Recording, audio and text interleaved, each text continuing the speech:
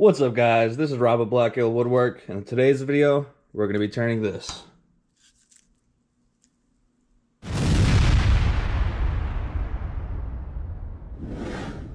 So this is just a little scrap piece. I think I turned a live edge bowl with this piece maybe a month ago or something like that. I think it was like 3 videos back. I don't know, I'm not sure. I do remember though that this grain is super cool. I mean, just looking at it now, it looks nice. And I don't throw away my scraps. I probably should, because my whole garage is 10 feet high with scraps, but a piece like this does not deserve to be thrown in a trash pile or a fire pit. So we're gonna be turning it. I'm thinking just a nice small regular bowl, and hopefully the grain is super nice, just like the last one, and it'll be a cool project. So let's go to the bandsaw, cut it up into a bowl blank, then hook it up.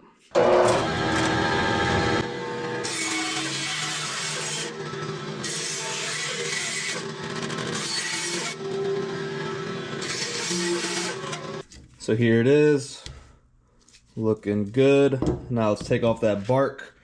We're going to be connecting it in between centers, so we want a good connection. Plus, you don't really want any bark flying at you.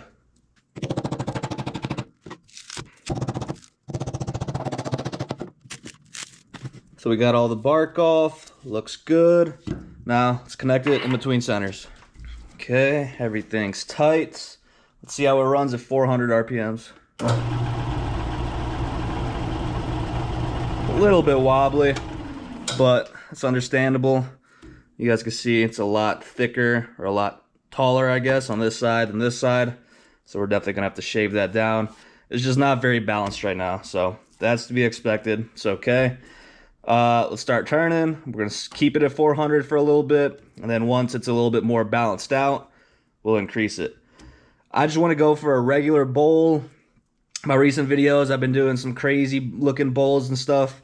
This video is going to be all about the piece of wood and how it looks. I just want a nice traditional bowl shape, and pretty curious to see what it looks like. So let's get started.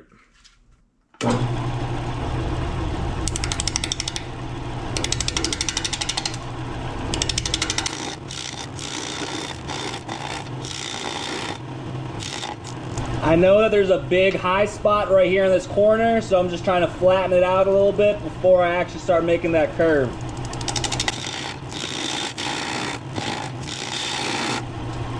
It's already much more balanced, so now I'm going to turn up the speed.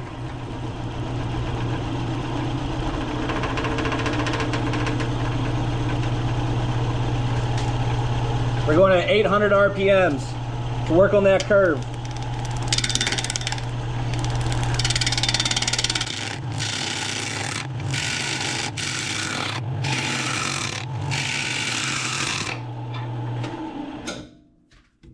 Okay, getting this curve right here going. Still a lot of work to do. Just got to readjust. And we're good to go. Let's keep turning, keep making that curve. I'm going to start flattening this out a little bit more and getting some material for the tenon.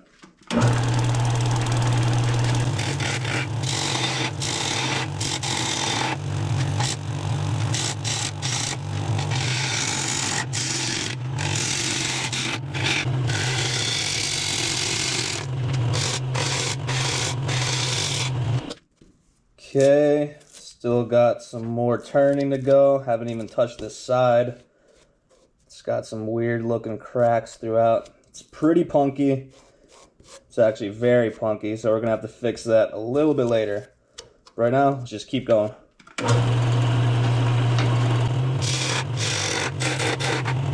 It's gonna be my foot.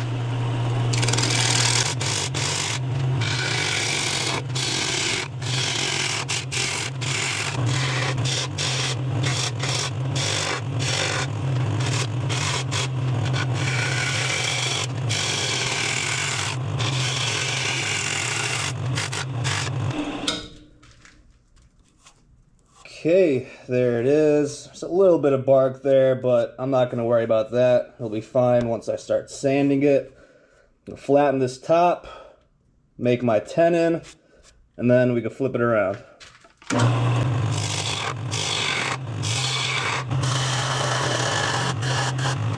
All right, it's looking good. It was very punky, but it's a little bit less punky. I took a lot of material off of this bowl. It's definitely still a little messed up here, but not as bad as before, so it's definitely a good sign. Flip it around, hollow it out. All right, we got it on the lathe. It's a pretty small bowl. Let's just hollow this thing out. Should be done in a few minutes. Then we can start sanding.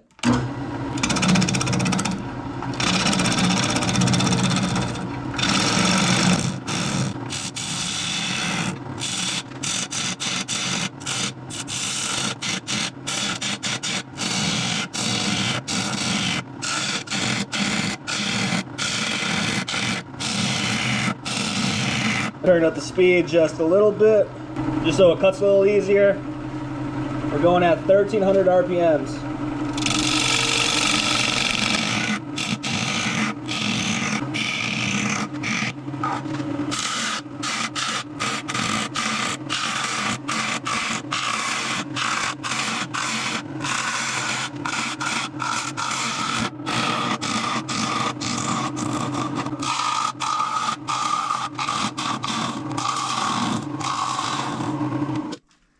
So now we're gonna sand it from 80 to 400 grit, depending on how punky it is after sanding. We might need to use some sanding sealer just to prepare that surface for the finish.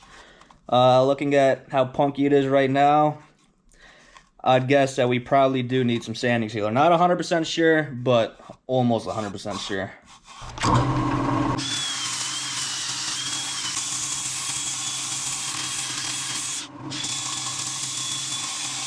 Alright guys, so we just finished sanding all the way to 400, and as you guys can see, it's still pretty punky. Right here, it's nice and smooth, but on the end grain, not so much. So I'm just going to be wiping down all the dust, applying some sanding sealer, and hopefully that'll help with the surface. It'll fill up those pores a little bit that are punky, make it stronger, and better for finishing. So let's apply our first coat of sanding sealer and see what happens. First you apply it, generous amounts. And then once it's all over the bowl, you'll wipe it off. We're then gonna wait 15 minutes until it dries. We're gonna come back. We're gonna knock down those bumps from the sanding sealer with some, with an abrasive pad. So it's all over the bowl. Get another paper towel or whatever you got and wipe it all off.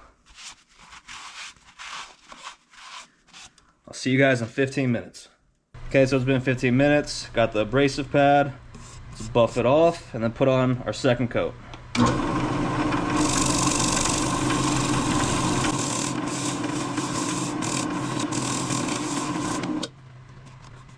Tell you what, I don't know if you guys could tell through the camera, but the bowl already feels a lot better.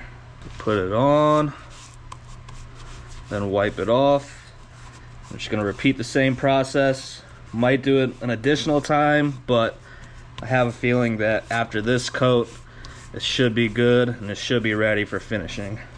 Been another 15 minutes. Let's use this again.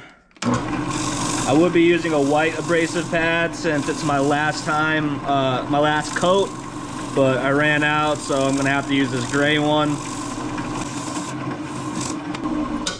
All right, all good. Man, this used to be super punky, but now it is not, which is what we're looking for. A little punky there, but not nearly as bad as before. So now let's put our finish on. I'm gonna be using tried and true original. Just put it on.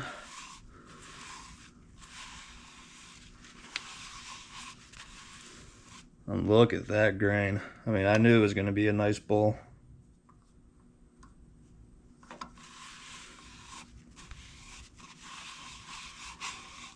Let me show you guys the inside.